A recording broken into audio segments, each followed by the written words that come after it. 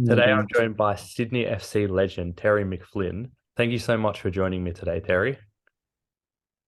No problem. Thanks for having me. We'll start with my, first opener question. It's a bit of a lowball question, so you won't find this too hard to answer.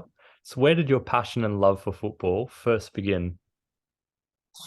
Um, Back in Northern Ireland, where I was born and grew up, my uncle Mark was a massive influence on my whole career. So started off playing just down the local park with Mark as a kid, and my first memory of football was a 1986 FA Cup final. And then from there, obviously Ireland playing in the 1988 Euros. But yeah, it all stemmed from my uncle, and then just playing in the local park and progressing from there. And as kids, we all dream about being professional sportsmen, not necessarily just football. I mean, everyone dreams about being Michael Jordan or Shane Warne or whatever. But a lot of us realize that maybe that dream is a bit unrealistic. So for you, when was that moment that you realized that this dream of being a professional footballer might actually be something you can achieve? I don't think there's ever really a moment where you think you've made it, because you're always striving to for something else, and you're always striving to improve and get better. And I think probably the first time I sort of realized that I was starting to progress in the game was when I got selected for the Northern Ireland schoolboys under 15s. And our first back then there was a competition called the Adidas Victory Shield, and it was between the home nations, Northern Ireland, England, Scotland, and Wales. And our first game was against England at the Riverside Stadium in Middlesbrough. So I think just to have that, be selected in the squad for that, and then my first trip away as an international footballer sort of made me realize, okay, there's a lot of hard work to be done here, but I was prepared to do it. So yeah, that was probably the first time I thought I'm going to give this a right crack. And speaking of hard work, you got your start at Queen's Park Rangers. Absolutely iconic club, but I always hear stories back in the day, particularly that time period, about when players are coming through, they're maybe on scholarships or what have you, the type of things they had to do to prove themselves to the older players, or the type of things they had to do to sort of learn the craft that are quite difficult. So what were those sort of things? Hear stories about cleaning boots or, sometimes some shenanigans. Do you have any stories like that? Yeah, look, that was back 1997, 1996, just after the Euros. I signed for Queen's Park Rangers on what was called a YTS, a youth training scheme. That doesn't exist anymore. So, but yeah, look, as soon as you signed for the club on a YTS, you had your jobs to do every day. So we were given two pros to look after. We were only a small youth team. We had quite a big first team and reserve team squad. So we actually had three players to look after. So I had two senior players and a coach, a youth team coach actually. So you had to clean their boots every day, go in the morning, get all their kit from the kit room, set that on their locker where they sat every day with their boots. And then you'd go on top of that, you had other jobs to do. So my other job as a YT was actually look after the boot room. So I had to make sure the boot room was swept clean every day with the kit man. Big Bob Otang. He's actually at Brentford now. He's a kit man, a great guy. And then you go and train. Some of the boys had to go and mix up drinks and get all the rest of the stuff ready, get all the equipment out on the training pitch, the poles and hurdles and cones and whatnot. Pumping balls. That was another one. You had to make sure the balls was always pumped up. And then yeah, you go and train and you do work as hard as you possibly could. What was expected of you in the day, and then after training, the first team would finish. We would hang around until they had finished. They went to the canteen, had their lunch. We would clean up the changing rooms, pick up all their gear, put it in the big skips, load up the van, take that back to the main stadium where there was all the washing machines and the dryers and everything. So it wasn't actually at the training ground. So it was with two or three little groups that you took it in weekly turns, roster, sorry, to take all the kit back to the stadium, unload it, put it in the washing machines, and then we'd sit around playing cards until the washing machines finished. Then you load it into the dryers, and then you bring it all back to the training ground. And then my job, looking after the boot room, was basically when the players went and got all their pros boots, they cleaned them, they brought them back to the boot room, and then we had a little like half door, like a stable door. So I used to keep the bottom half closed, and the boys would just throw the boots over into the boot room, and then I knew whose boots was who, and I'd go and hang them up on the pegs, and that was it. They were ready for ready to go again the next morning. So we had a good little crew there. It was a bit of fun. Some boys was obviously more dedicated to the jobs than others. Some just wanted to play football, but yeah, that was probably the main things. On a Sunday morning after a home game, we used to have to go to Loftus Road and sweep the stands. So obviously all the papers and rubbish and things that was left. And it was actually pretty quick. You used to like you think it's bloody take forever to sweep a stadium, but we had the big blowers and we used to just sweep them out into the aisles, blow it down the bottom, and then fill up the skip bins, and then off we went. So, but it was good. I actually enjoyed it. To be honest, it give you a sense of work ethic, discipline, timekeeping, working together as a group, working for each other, helping each other. But it also let us know that what we were actually getting paid to do was to play football was a privilege, and very very quickly that could be taken away, and you'd have to go into the real world and get a real job, so to speak. So, but yeah, that was just some of the things we had to do. And speaking of playing football, you actually made your professional debut for Queen's Park Rangers. You played a couple of times there, but for the very first match, the first time you stepped on the field as a professional footballer, what do you personally remember about that game? And how do you think you went overall?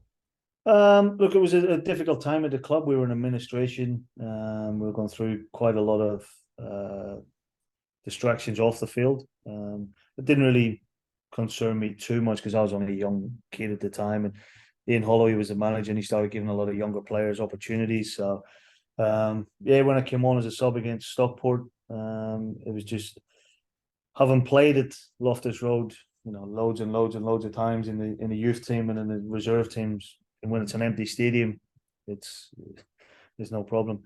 But then because the stadium is so small and so tight to the pitch, when all the people's in there, it's filled up. It seemed even smaller. So it was almost like walking out in a cage or something like that. So it was pretty daunting. But I think that was into my third or fourth year at the club. So you've been working every single day to try and get that opportunity. So I wasn't going to let it slip. So the game itself, I can't really remember too much about it. I remember Shefty Kuchi scored two. I think we lost 3-0 or 3-1 or whatever it was.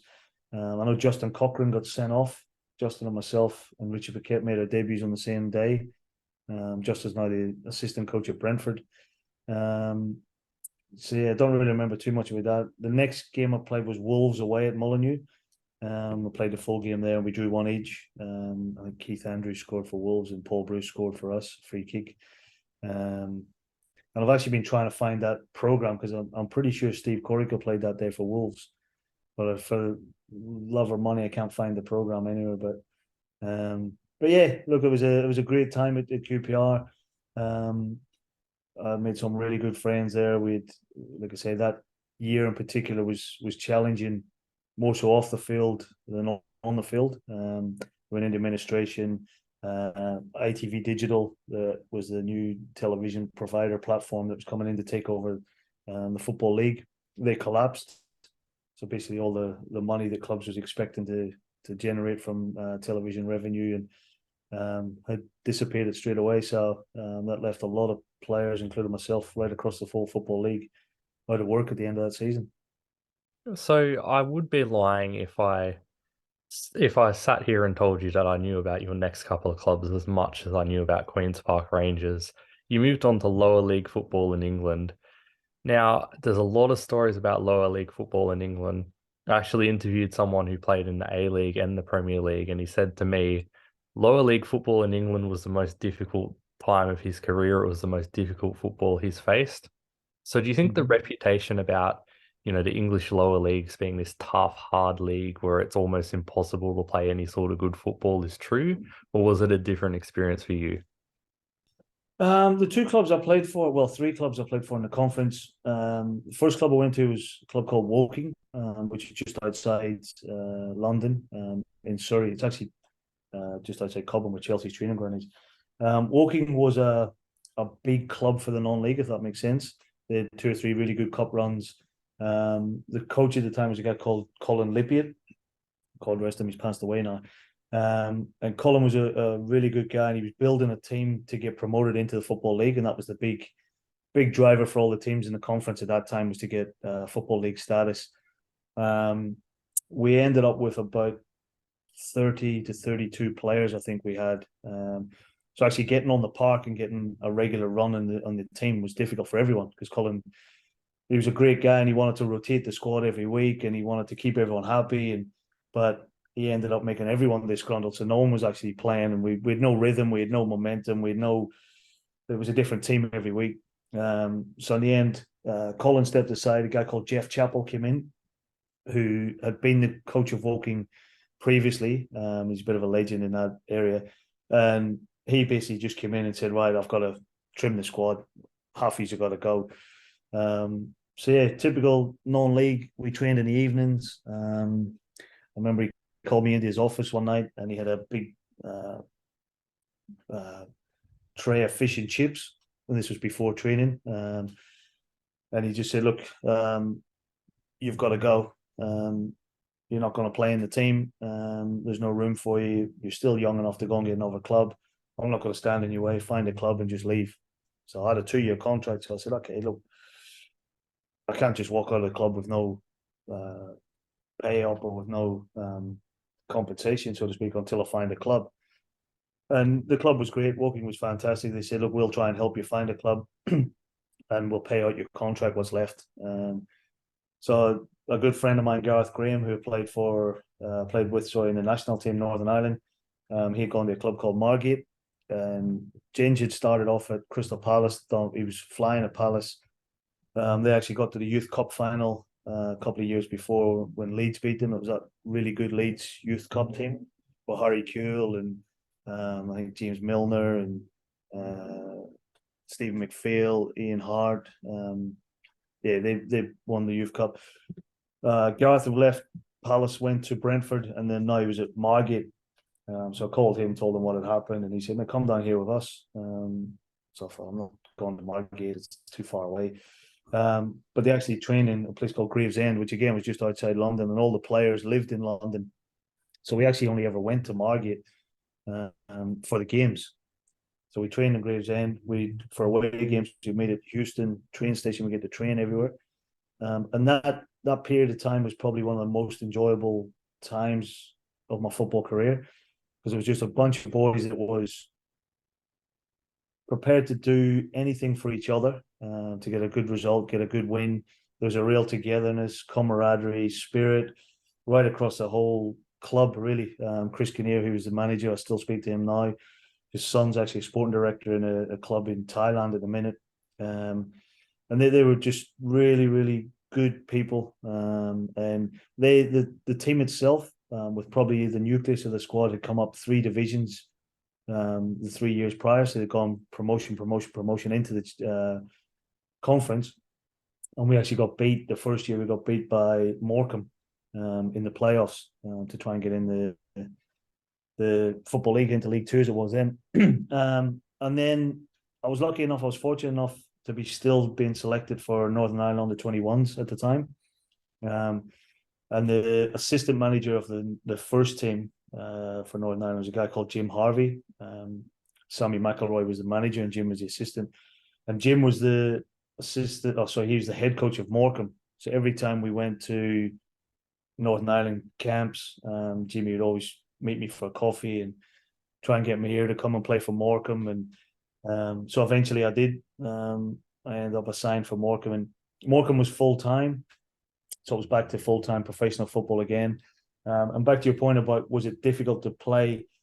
The styles of play across the league varied vastly. So Morecambe tried to play football. Like Jimmy Harvey played for Arsenal, and he was he loved the game played the right way. He loved, back before it was the thing to do, and we were playing short goal kicks, trying to play out from the back at all costs. And there'd be games would win 5-4, we'd lose 5-4, and he'd be buzzing either way. It's just the way he was. We had some really, really good footballers. He wanted everyone to be able to play. He would actually sign midfielders and turn them into centre backs because he wanted everyone to try and play. He'd sign wingers and make them into fullbacks.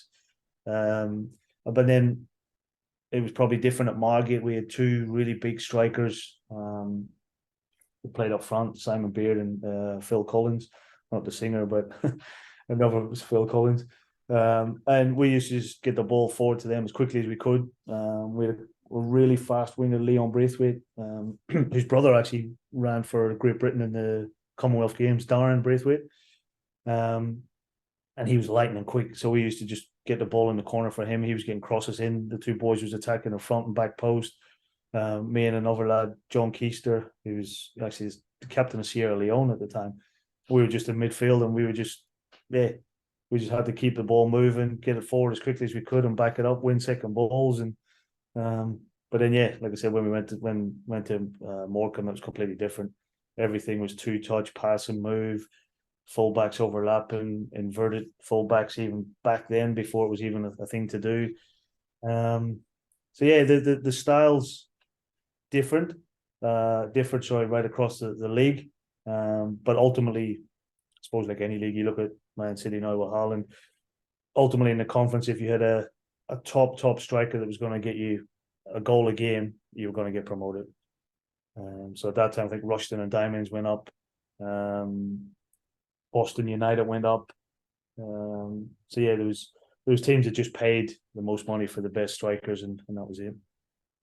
Now, you mentioned the word different quite a lot in that last little bit of the story. And I don't think anything says different more than your next move. Going from Morecambe to Sydney FC, brand new league, brand new team.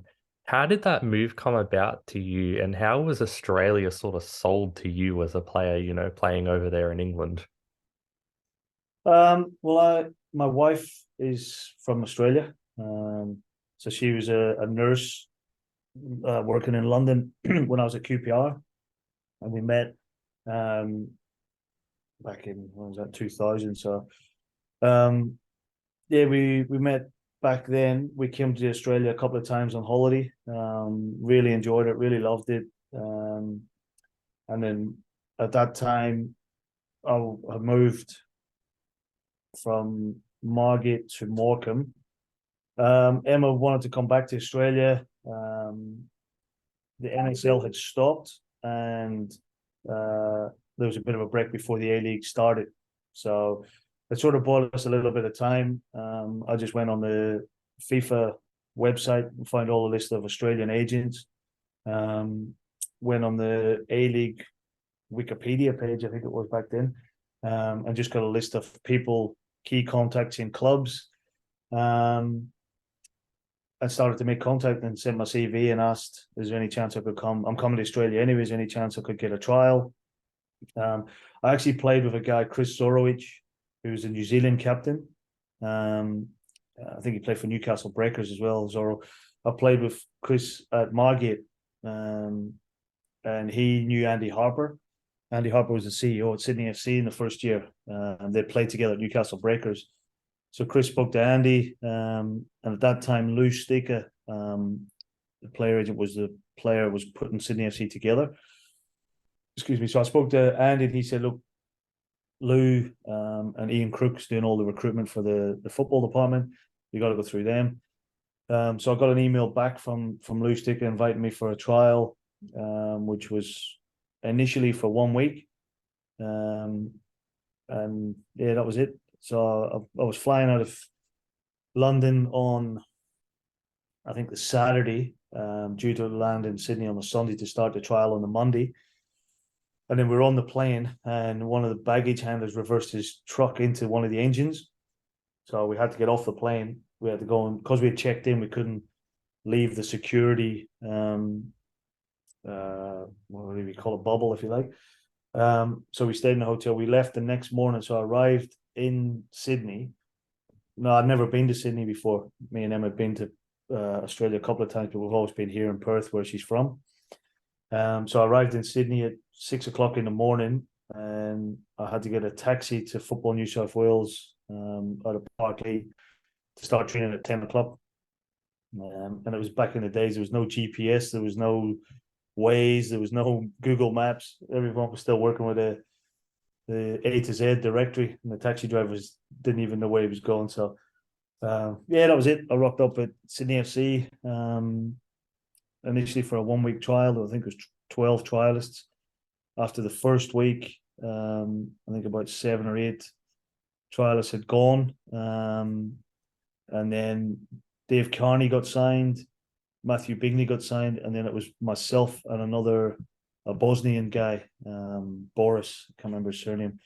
We were both midfielders, so that was the last position. And then, yeah, thankfully, Pierre Labarski and Ian Crook saw something in me that gave me the nod over Boris. Now, I know you mentioned that you've been to Australia a few times and your wife's from here, but actually living in a country is different to visiting it. So, when you first moved to Australia and you were living here full time, was there anything that was a bit of a culture shock or a bit different to what you expected? Going from living in London to going to the bright, sunny city of Sydney. Yeah, look, I think the weather was the most telling thing. Whenever we first arrived, we had a house in Kellyville. We were training at Football New South Wales at Parklea, and I remember it got to Christmas, December time, and it was about 40, 42 degrees out west. And I just said to Emma, look, I can't do it anymore. I've tried my best. I just can't live here. It's too hot.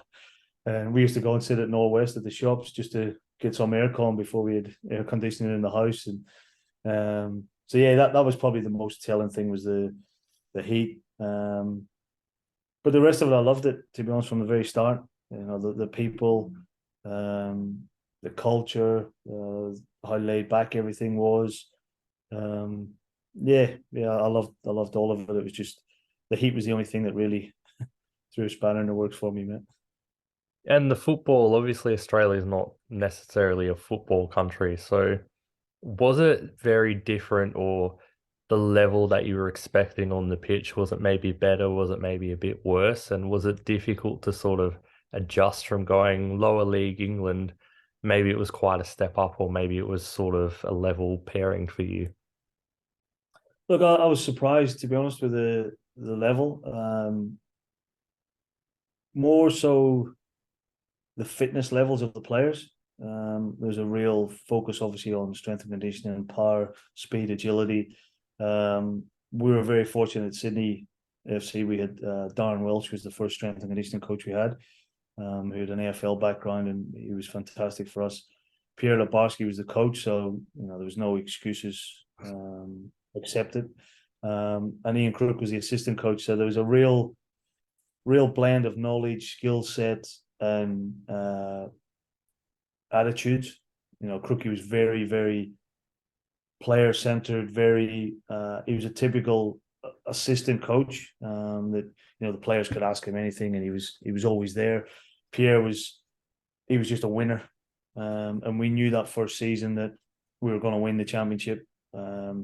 Every single thing that we did, whether it was a five-a-side in training, whether it was rondo, whether it was whatever it was, there was always something on it. There was always some reward or consequence. And he was just, that mentality seeped through the squad. And we just knew there was no, what's the right word? There's no prima donnas. There was no big time Charlies. Everyone was just there to win that season.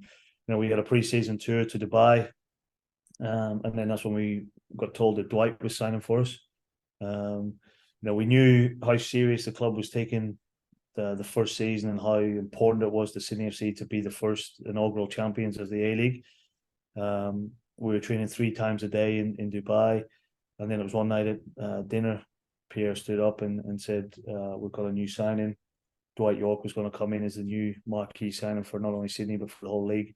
Then we knew how serious things was going to become from the end. So, but yeah, look, we played some wonderful football that year. We brought in, Benito Carboni halfway through the season as well.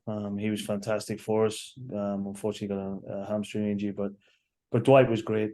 Dwight, Steve Corica, Ufuk Tali, David Drilic, they really drove that team. I was a young boy then with Dave Carney, Jacob Timpano, Ian Fife. We were a sort of younger crew. But yeah, the senior boys took us under their wing and really drove us. Now, I want to talk a little bit about Dwight York and marquees, really, because depends on who you ask about whether or not they're good. I talked to someone at Perth Glory about Daniel Sturridge last year, who was a player. He said all he really did was disrupt training. John Cosmina famously said Romario was like a bit of a busted ass, didn't really contribute to anything, and I think he blames him for costing them the season.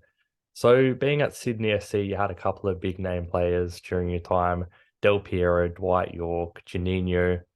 As a player, did you feel like they contributed positively, or do you think sometimes some of these big marquees like a Nenny or a Sturridge really disrupt the setup of the team and the team sort of environment?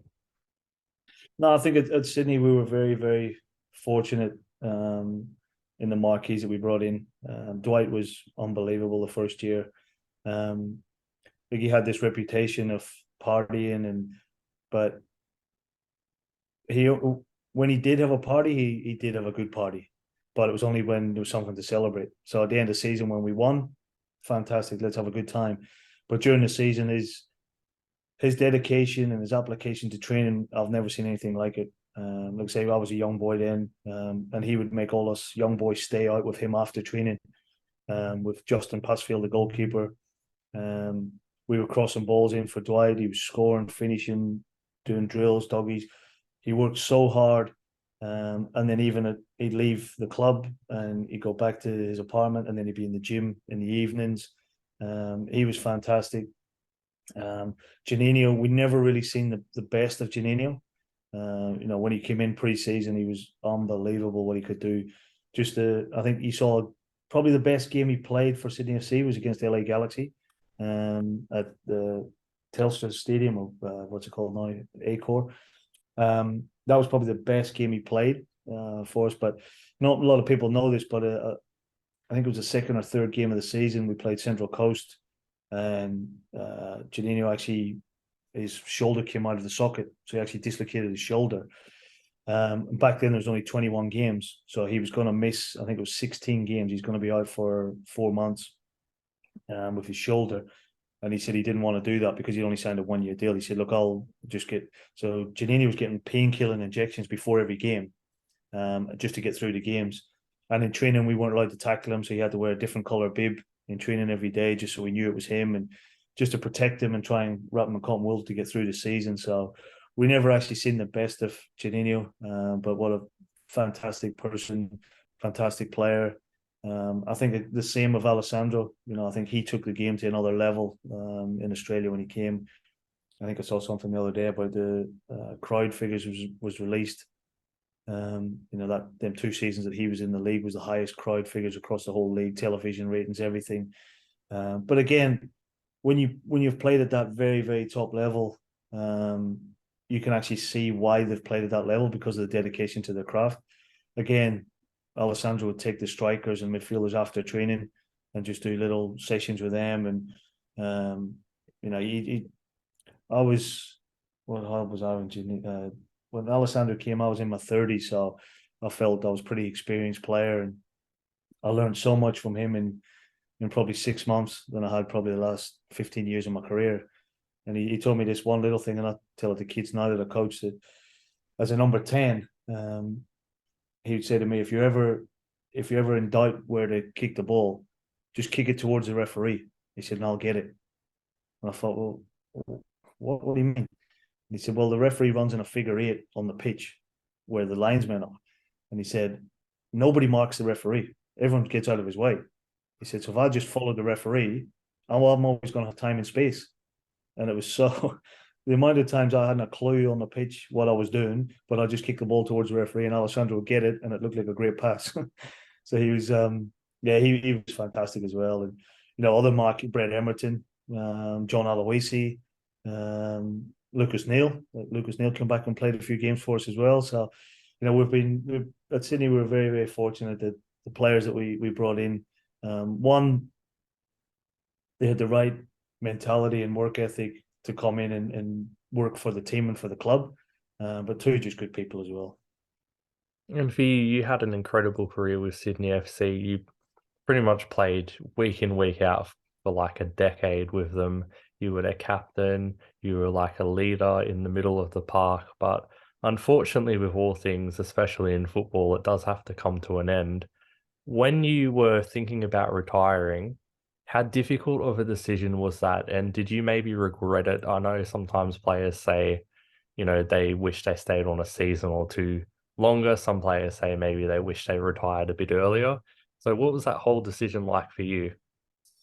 That was pretty easy, Shad, to be honest, because I thought back to when I was a kid. I was at QPR and we had a couple of older players that I felt if they retired or they moved on, I could get an opportunity. And I never wanted to be that person or that player standing in a kid's way. So I got to 33. I started having a few little injuries, niggles. It was actually Australia Day. We played Melbourne Victory at the Telstra Stadium, what's called the Marvel Stadium. The game we won 5-1. Alessandro scored a hat trick, I think. I tore my quad that day.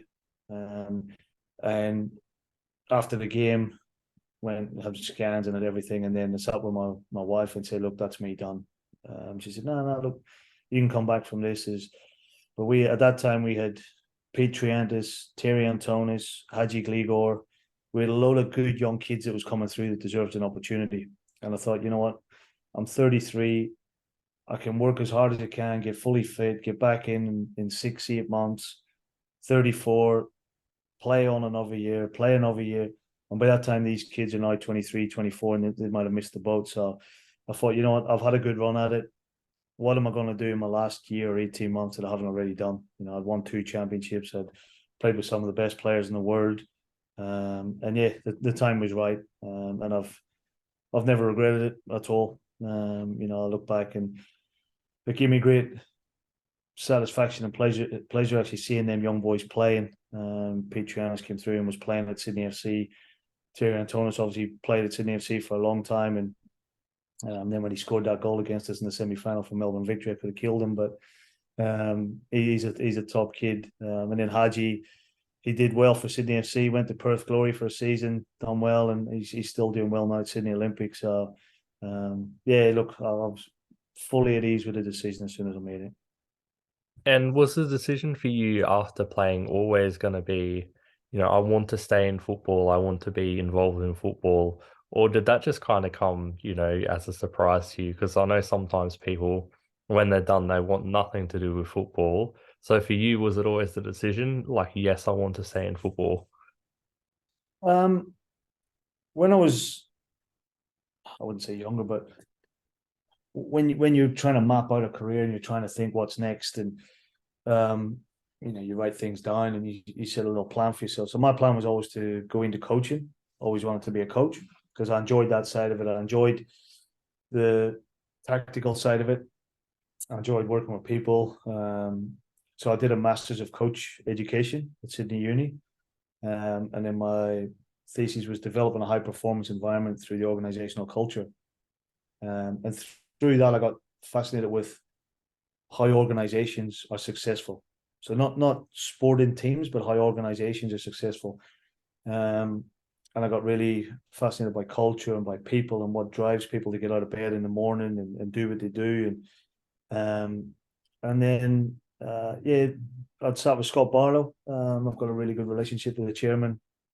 And we basically talked about the future and what that looked like, both on and off the pitch for Sydney FC, and obviously off the pitch for myself. And Frankie Freeney's contract was up. Frankie had moved on, another wonderful man. And Graham Arnold was coming in as the head coach. So Scott set up a meeting with Graham and myself. This was the first time I'd met Arnie. And yeah, we sat and we spoke for maybe 2 hours on culture, on people, and how to build a culture, how to drive a culture, accountability, responsibility, and we just clicked. We just hit it off straight away. So, and that was it. He went off on holiday. I think he went to Bali for a couple of weeks. And while he was there, he was ringing. Oh, sorry, it was Hawaii. Then he was ringing me nearly every day and saying, "Right, this is what we're going to do." And then that was it. Yeah, we just got to work with it. My first role was player welfare manager. So I was looking after the younger players and sort of their life plans and goals, and then the new players, helping them integrate into the club, giving them an understanding of what the club is, what the club's about, finding them houses to live, schools for the kids, jobs for the wives if they needed it. Just really picking up their life wherever they were leaving it, whether that be Europe, South America, whatever it is, and setting it down in Sydney and making sure that everything catered for. So, And finally, you've had an incredible career in Australia, both on and off the pitch.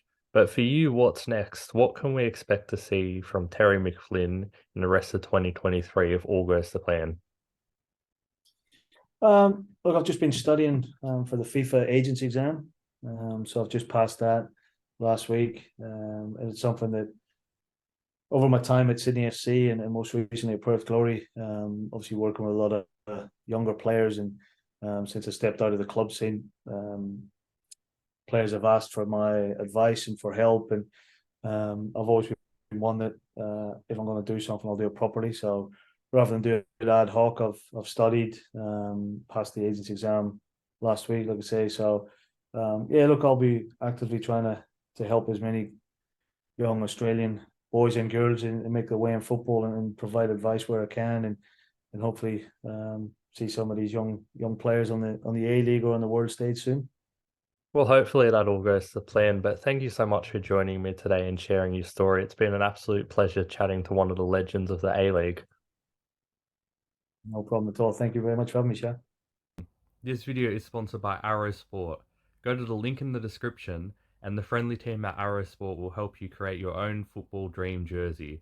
Whether it's starting from scratch or using one of their many templates on their website, creating a jersey with Arrow Sports is easy, and prices start from just $50. Go to www.arrowsport.com.au and make your football kit dreams become a reality.